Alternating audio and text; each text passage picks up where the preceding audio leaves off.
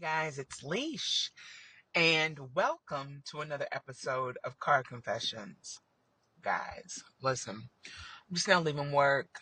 I am so tired. It's only Wednesday, and I feel like it should be Friday, but here we are. How are you guys doing? What's happening in your world? How are things going for you? The weather's actually pretty nice here in New York City. It is 74 degrees, which is wild to me that we are, having such great weather. Someone's filming, like, I don't know if it was like the news or I don't know, but when I see cameras, I'm like, oh, what's happening? Get excited. Anyway, guys, I am just really in the space of trying to process everything that's going on in the world. I don't know if you've seen that movie, and I might be messing up the name, but it's Everything Everywhere All at Once or something like that. Can't think of the actors, their names, but it's such an amazing movie. Like I said, it's like Everything Everywhere All at Once, something to that degree. And I feel more so than ever that movie completely makes so much sense given, you know, where we are in this time. I feel like there's just so much happening. And it's just all at once. It's like just boom, boom, boom, boom, boom, all these things happening. I mean, granted, this talks about like dimensions and, you living in alternate, dimensions or, I guess it's alternate dimensions, right? That's how you would describe it. But so that's one thing. But I'm thinking of it in the way of like, there's so many things happening all around the world all at once. And we are either aware, we're not aware, or we're just trying to ignore it. And I mean, you all know, those who have been listening, if you haven't listened, this is your first time listening to Car Confessions, welcome. But for those who have been listening, you know that, Palestine has been something that I've talked about a lot, and the genocide that's happening there, along with genocides that are happening all over the world. It's not just Palestine, but Palestine, at least to me, is like the central point because it is actually connecting all the dots as it relates to how the United States and Israel and other countries, we'll just say the West, as they call it, have been exploiting, colonizing, killing people, harming people, extracting resources without permissions of these other countries in ways that don't serve the people that actually are from those actual lands. And when you think of how all this has been happening, all at once, especially now, it's like, oh my gosh, like this has just been the norm for the people who have been in power in the United States and other countries that are actually following suit as it relates to colonialism and imperialism and all the isms as it relates to basically causing some sort of genocide or, like I said, trying to conquer lands that are not their own lands, yada, yada, yada, right? This is just a part of this process, And when you think of it in that way, it's like, oh, like, or at least for me, I can't say for everyone, but when I think of it in that way, it's like, this is just, you know, the conditioning of what's already been happening. And so because it's so subtle in the way that it's been rolled out in a way, a lot of people don't understand the severity of what's happening. And some people might, right? But because it's not happening to them directly, it's really not affecting them in the way that it would affect someone like myself, who is just like, okay, these are human beings.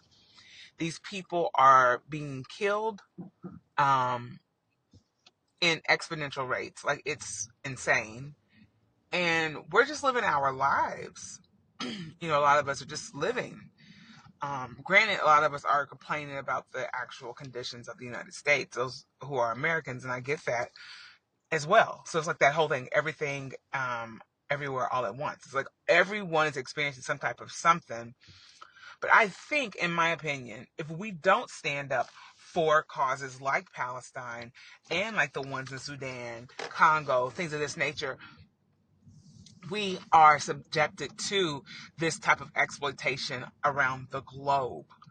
It's not just, these particular people in these areas dealing with this. We are dealing with it, but on a scale of like a test, like to see how far, they can go with us, in my opinion. I'm being honest. And it's like, until we actually raise our voices and say, okay, we're not doing this, we're not playing this game with y'all, it's going to eventually get worse and worse and worse. And this like leads me to this whole idea of the election, right? Like, for me, and maybe some of you that are listening too, it just unnerves me that we have to subject ourselves to voting for the lesser of the evils. I mean, like, really sit with that. Like, I'm voting for the lesser of the evils. So you tell me these people are just evil, period, right? Like, and there's one that's not as evil as the other, fine. But my thing is, this is almost, I think, like, especially if you're thinking like in a medical term, like acute or chronic, right? Where an acute event happens instantly or, pretty quick. A chronic is something that's just over time. And you could chronically, be experiencing something that'll eventually lead to your demise. And so for me, I'm thinking of this in that way. I'm like, okay, if you're thinking of someone like Trump, that's more of an acute response, right? An acute affection or an acute, situation that, really causes you to get very ill, or an acute injury.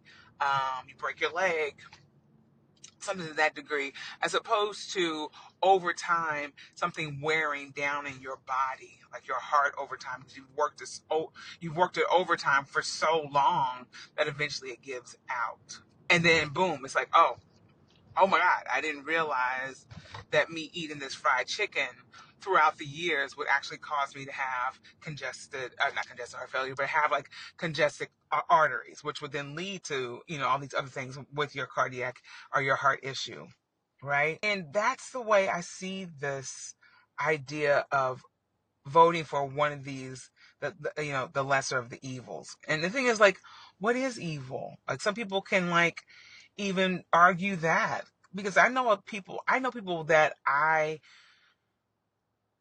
thought were friends, and not that I've cut them off, I'm done with them, but that are pro Trump, right? Some people that are pro Kamala, and for me, I'm not sold on either one of these people, right? And I'm not even a person that's biting the idea of, oh my gosh, you must vote for XYZ, because if we don't, that's just another vote for Donald Trump. We need to save democracy, yada, yada, yada.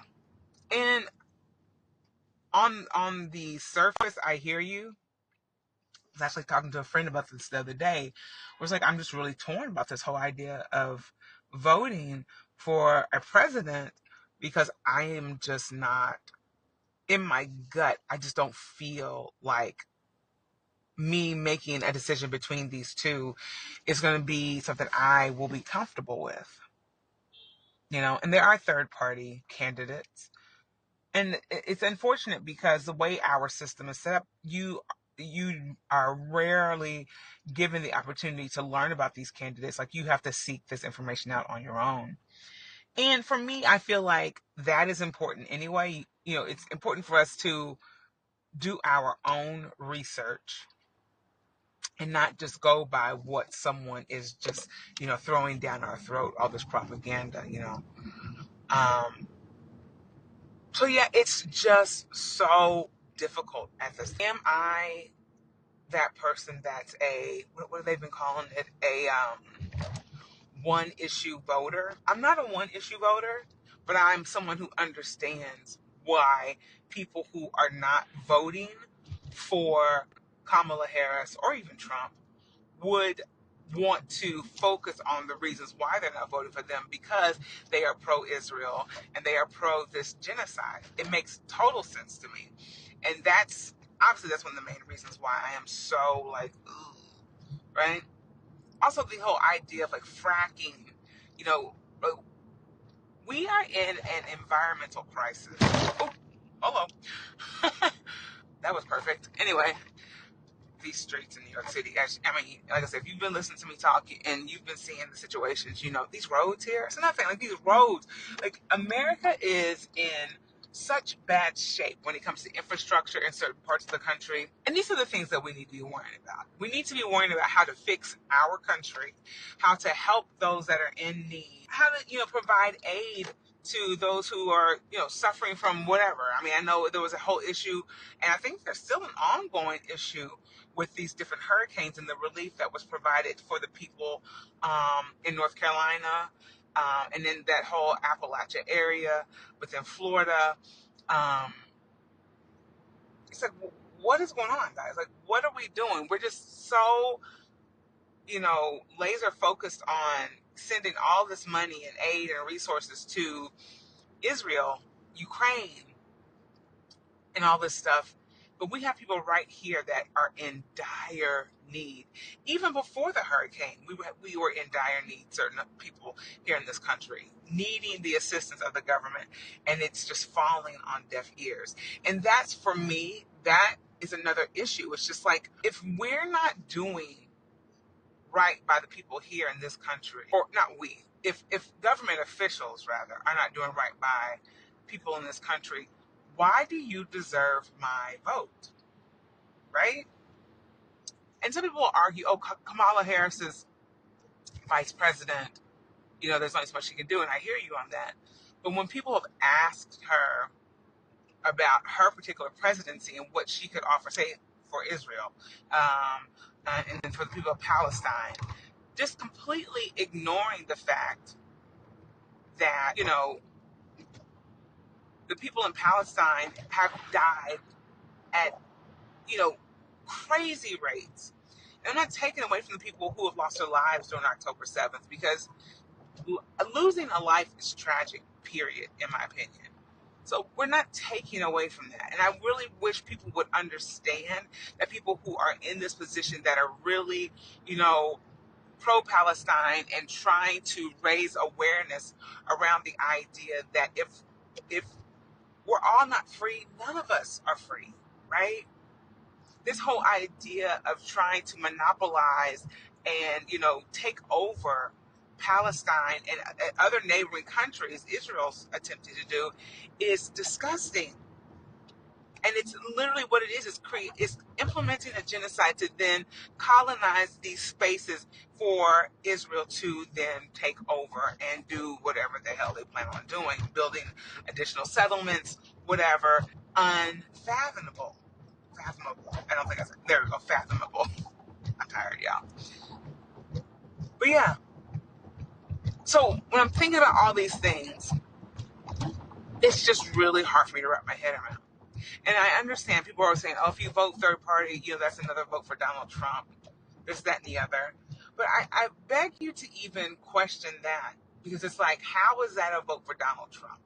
Depending on where you actually live in this country, your votes really aren't going to be the end all be all. I live in New York. New York is not that, it's not that state that's going to be something that's going to be like the driving force or the turning point for the Democratic Party. It's just not. And then you just got to really call it what it is. There are certain states, and I think like Georgia, Pennsylvania, maybe Ohio, and I don't know all of them, but I know my state is not that state. And so for me to then cast my ballot for Democrats just for the sake of democracy, I don't feel good about that. And I also feel like if we live in this free country, right, and we are allotted to make our own choice and to, you know, choose who we vote for, then that is considered freedom to me. And I feel like a lot of people have been bashing other people for making choices around, you know, whoever they're deciding to vote on. And I feel like if we are really claiming freedom in this country and we really want liberation in this country, I think allowing people to vote the way they want to vote is what we should be doing, right? Fear mongering and, trying to shame people into voting for people is just not it. It's just not, And so I challenge us to, one, make our own decisions. I'm still in the process of making a decision. I can't say yes or no to anything right now. I mean, obviously not Trump. Let's just put that out there. Let's make it perfectly clear. I'm not voting for Donald Trump. Boom, done, check.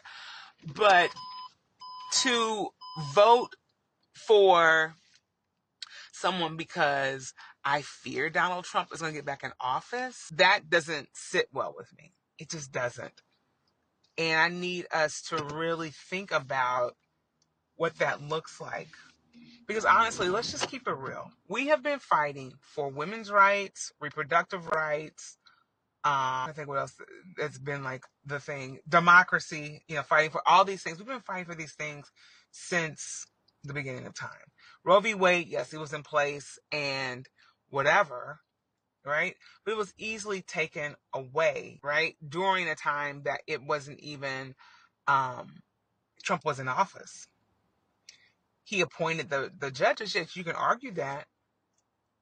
But we are still fighting the same fights that we have been fighting for years. Now, I feel like at this point, it's a game, excuse me, that's being played. And these are just tactics to keep us busy because there are other things happening behind the main curtain. There are bigger people involved.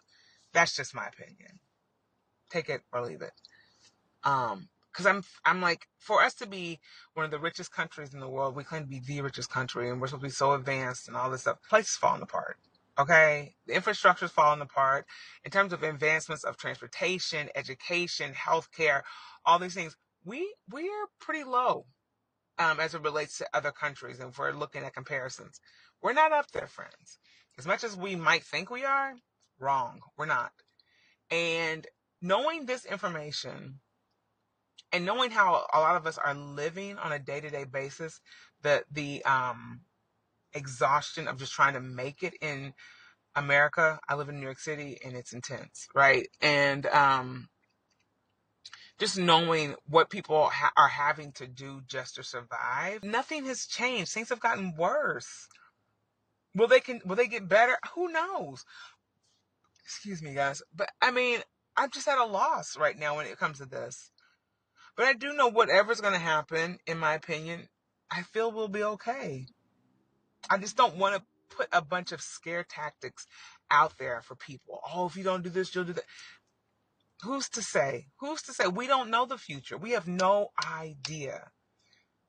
Vote for whoever you feel is right. That would be for the greater good of all people, right? And then sometimes I feel like I just want to get off this whole train, right? This whole game that's being played. Like, I don't know. Like, I don't know if you guys feel that way. I feel like it's just like we're constantly being put in these positions that are made up. They're not real. And it's just like, I'm done playing this game. Like, where's something fresh? Where's something new? Like, when are we going to progress as humans in this country and actually advance and look out for one another as human beings as opposed to constantly fighting back and forth with one another? Because we're getting nowhere. We're just pulling on a rope back and forth, and it's just like, it's a hot mess. It's a hot mess. So yeah, that's just my 2 cents, y'all. I'm home. I'm about to head up to my house and get it together here, relax a bit, and continue to research on where I land with this whole voting situation, because it has torn me, I wouldn't say to shreds, because it's not that serious when it comes to, you're not going to rip me up with that. Like, I still am my own person. But it has caused some really mixed feelings with me where I'm just not really certain, being completely honest. Will I vote? Yes. At this point, do I know who for? No. And will I tell you? No. And I feel like more people should be in that position because it's none of your damn business. I vote for who I vote for. You vote for who you vote for. And whatever that looks like in terms of what happens, in terms of the results, there it is. But everyone should have the ability to vote for who they want to vote for. Hopefully, like I said, you're voting for the greater good. But at the end of the day, if we're claiming all this freedom and America gives you, the ability to do this, that, and the other, then we should be able to do this, that, and the other without shame, guilt, or whatever. But as I said, I'm not voting for Donald Trump because, for those who listen, and I'm hoping you're not voting for Donald Trump, but whatever. The point of it is, because like I said before, I'm being hypocritical right now. The point of it is, I'm not voting for him because I think he's a moron and so many other things. But yeah. So we'll see how it all pans out, y'all. Next car confessions, it won't be election day, but we'll see if I've made a decision. I'm not telling you who, but we'll see if I've made a decision by then. Hopefully I have. Please and thank you. Yeah, I love y'all. And like I always say, let's just keep on keeping on. Let's do our best. If we've not been doing this, let's do our best to have grace and love for one another. And sometimes it's hard because some people out here are just, oof.